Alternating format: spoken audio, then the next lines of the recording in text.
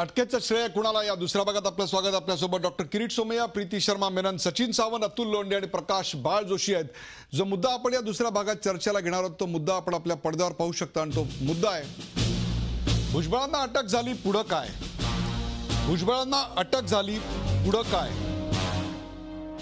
किरीट सोमय्या, भुजबळ तपासात सहकार्य करत असल्याचा दावा करतायत.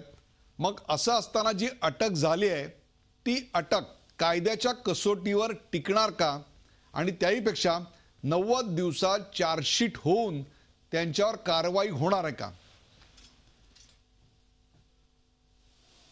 असं आहे की भुजबळांच्या दृष्टीने सहयोग करत असते तर आज कोर्टाने रिमांड दिला नसता. हे पहा, मी काय आर्ग्युमेंट करतो किंवा आमचे मित्र म्हणजे आप पार्टीचे ऍक्टिव्हिस्ट किंवा वकील काय आर्ग्युमेंट करत असेल पण निर्णय तर कोर्ट घेत असते हे आपण मान्य केलं पाहिजे. म्हणून कोर्टालाही वाटलं असेल म्हणून रिमांड दिला. समीर भुजबळ किती बटालियन उभी राहते वकिलांची पण कोर्ट जामीन देत नाही. म्हणून आता दुसरी गोष्ट की आता पण आपल्याकडे लॅपटॉप असेल तुम्ही बघू शकता. माझी PIL जे PIL 11922012 ती जी PIL one of the biggest PIL along with annexures आहे त्या सगळ्या गोष्टी दिलेल्या होत्या त्या काळात. आता पुढची तारीख काही दिवसांनी आहे हिअरिंगची, मुंबई हायकोर्टात आहे. पण मुद्दा काय आहे की याच्या पुढे काय काय तर याच्या पुढे एक गोष्ट अशी आहे की डिस्प्रपोर्शनेट ॲसेट याचा आणखीन केस यायला हवं. तिसरी गोष्ट अशी आहे आणखीन काय प्रॉपर्टीजची माहिती मिळत चालली आहे. चौथं जे विटनेसेसनी माहिती दिली आता मला माहित नाही खरी आहे खोटी आहे पण एक माहिती आली पेपरात वाचली ॲम्ब्युलन्समध्ये पैसे नेण्यात आले असं काही यातले जे एजंट होते त्यांनी सांगितलं. तर या सगळ्या गोष्टीच्यामुळे आणखीन पंकज भुजबळ त्याची माहिती बरोबर येत नाही. एका बाजूला राहणार ED, दुसऱ्या बाजूला आता सुरू होणार FEMA. कारण की कशा प्रकारचे याचे फॉरेनमध्ये मीटिंग झाले, कशा प्रकाराने हवाला ट्रान्झॅक्शन झाले याची माहिती आता येत आहे. एंटी करप्शनचं आणखीन 2 FIR येणार आहेत, डिस्प्रपोर्शनेट तर येणार आहेत. याचा अर्थ असा या सगळ्यांचं आता पुढे पुढे पुढे आता as a member of parliament I am telling once again on record की ही माझी जबाबदारी होती. मी इन्कम टॅक्सला पण पाठपुरावा केला. जो डिरेक्टर इन्व्हेस्टिगेशन आहेत त्यांना मी सांगितलं, कंपनी अफेअर्स मध्ये सिरियस फ्रॉड ऑफिसला सांगितलं, जसं रिझर्व्ह बँकेला सांगितलं की यात bank account 4th bank account उघडण्यात आले. म्हणजे बँक अकाउंट असा कंपन्यांच्या असा व्यक्तींच्या नावाने उघडले गेले ती व्यक्तीच अस्तित्वात नाहीये. किरीट सोमय्या, आणि त्या बँक अकाउंट मधून पैसे आले आणि ते पैसे भुजबळ परिवार काय झालंय हे सांगताय जे आता वेल एस्टॅब्लिश्ड फॅक्ट सारखं आपल्या समोर आलंय. सवाल असा आहे की जर 90 दिवसात त्यांच्यावर चार्जशीट दाखल झालं नाही तर छगन भुजबळ बाहेर येतील आणि ही जी लढाई तुम्ही लढताय असं सांगताय त्या लढाईला काही अर्थच उरणार नाही. हा प्रश्न मी अशा करता विचारतोय कारण भुजबळांविरुद्धची एका न्यायालयात तक्रार दाखल करून तुम्ही ती मागे घेतली असं तुमचे विरोधक देखील म्हणतायत. म्हणून या बाबतीत ज्याला आपण एक विसल ब्लोअर, ज्याला आपण एक वॉचडॉग, ज्याला आपण म्हणजे वॉचमॅन म्हणतो की जो सतत त्याच्यावर लक्ष ठेवतोय, म्हणून तुम्ही काय करणार आहात किरीट भाई? एक minute Uday please go ahead. Uday भाई एक मिनिट. म्हणून मी मध्येच हळूच सांगितलं की आपल्या समोर लॅपटॉप उघडं असेल तर ते लॅपटॉपनी आपण सुप्रीम हायकोर्टाचं पोर्टल बघावं. माझी PIL 11922012 त्याची काय स्टेटस आहे ते तुम्ही हायकोर्टाचा पोर्टल मध्ये चेक करा. मला या श्रेयाच्या भानगडीत पडायचं नाहीये आणि मला या चर्चेला वेगळा फाटा फुटू द्यायचं नाही. करेक्ट. म्हणून माझी PIL मी सांगितलं 10 दिवसांनी परत हिअरिंग आहे काही दिवसांनी.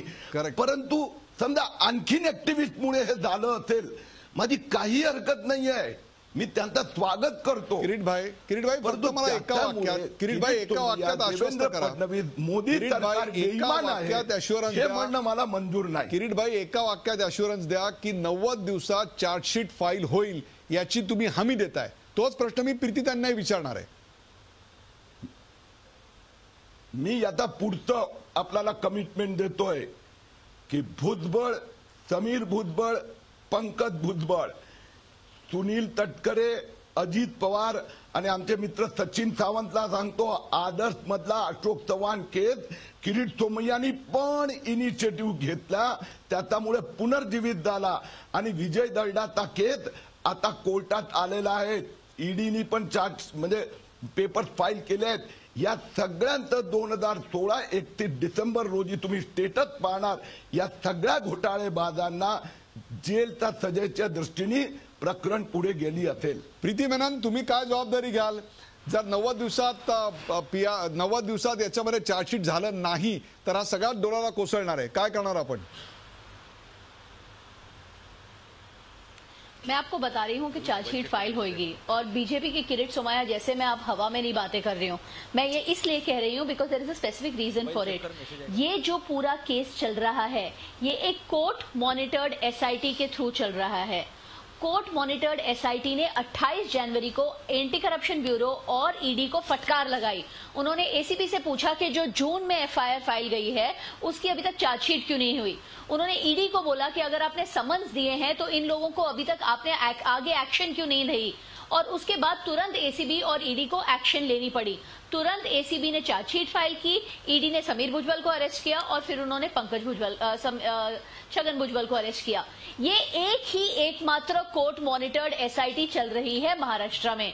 बाकी जो भी चल रही हैं इंक्वायरीज जैसे इरिगेशन स्कैम में ओपन इंक्वायरी या सीबीआई इंक्वायरी, इनमें भारतीय जनता पार्टी की सरकार चाहे वो राज्य की हो या वो सेंटर की हो कुछ काम नहीं कर रही है और ना करेगी. भुजबल की केस में जरूर हमें कामयाबी मिलेगी. हमें 2014 दिसंबर में एसआईटी फॉर्म हुई थी और 1.25 साल के अंदर अरेस्ट हो चुका है और ये आगे भी ऐसे ही होता रहेगा क्योंकि हमने क्लिंचिंग एविडेंस दिया है. हमारे पुरावे एकदम स्पष्ट हैं और हमें पूरा यकीन है जबकि जब तक हाईकोर्ट मॉनिटर्ड इंक्वायरी चालू है ईडी और एसीबी को काम करना पड़ेगा. जबकि ये सब जानते हैं कि एसीबी गो स्लो मूड में है, वो कोई काम नहीं कर रही है. ओनली बिकॉज कोर्ट फायरिंग देता है काम होएगा और ये पूरा होगा. छगन भुजबल का arrest will lead to a conviction क्योंकि इसमें साफ साफ केसेस हैं. ईडी को भी प्रूफ मिला है, हमने भी दिया है, तो देयर इज नो वे कि इसमें वो बच सकते हैं. सचिन सावंत,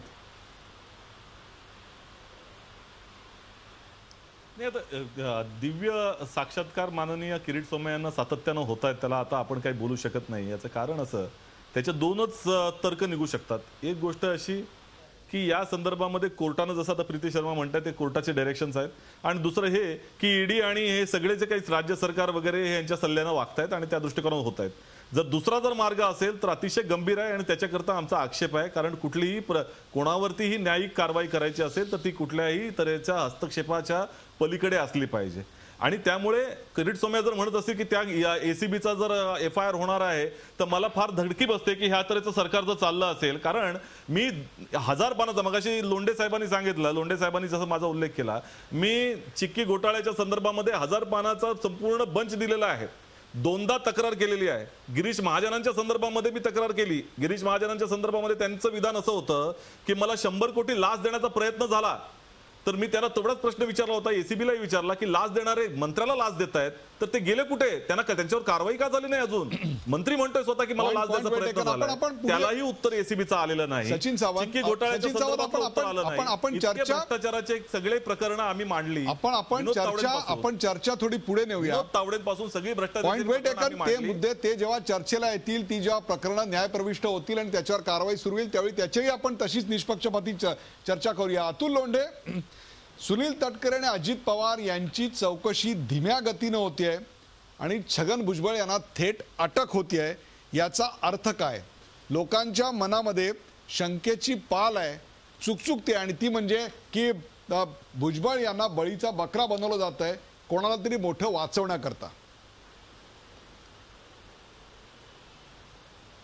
नाही, आता कसं आहे की त्या ACB असेल, CBI असेल किंवा ED असेल याचे आणि 36 तत्सम एजन्सीज ज्या आहेत त्याच्या प्रवक्त्यांनी सांगितलं ना आता सगळं, आम्ही असं करू, आम्ही तसं करू, आम्ही त्यांना जेलमध्ये पाठवू. आता ते न्यायाधीश पण झालेले आहेत, ते सगळं ठरवतील. उद्या जर समजून घ्या अशोक चव्हाणांच्या संदर्भामध्ये किंवा भुजबळ साहेबांच्या संदर्भामध्ये किंवा मग तटकरे साहेब आणि अजितदादांच्या संदर्भामध्ये जर काही वेगळी तथ्य पुढे आली तर मग ह्या लोकांचं काय करायचं पुढे जाऊन आपण?